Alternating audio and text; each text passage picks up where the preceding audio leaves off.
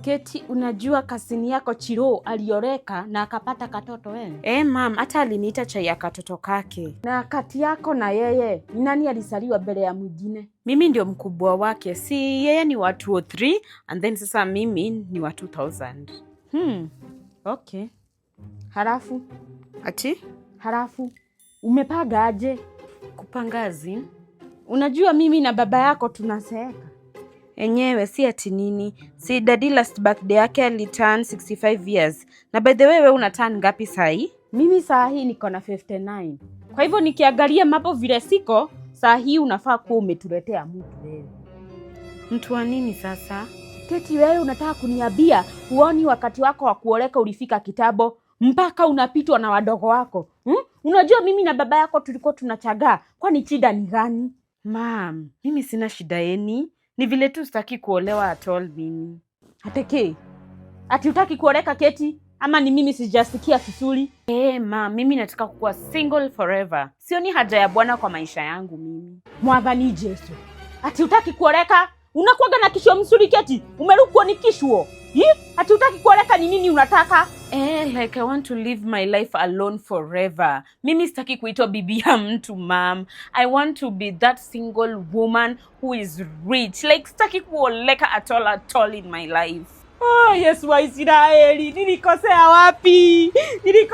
Nikilea huyu mtoto mpaka saa hii ananiambia hataki kuoleka. Nilimpeleka kanisa, akaenda Kerera, akafanyiwa kila kitu ya kanisa na afu Mungu saa hii ananiambia hataki kuoleka. Ma'am, mbona una overreact? Si ni normal. Wanaume ni stress kwa maisha, ma'am. Oi, Mungu wangu, sikia vile anasema, sikia vile anaongea ni kama amerogo. Yesu yangu, nitafanya nini? Ni mimi niendeo. Mimi ni nini kwa hii dunia kama mtoto wangu anaweza sema hataki kuoleka? Mungu wangu. Sasa analia nini na maisha ni yangu? Wacha basi ningoje amalize kulia ndio nimwambie nataka kukua child free pia. Keti, washa nikuulize swali moja. Kama hutaki bwana na hutaki kuoleka, utapata aje watoto, Mungu wangu?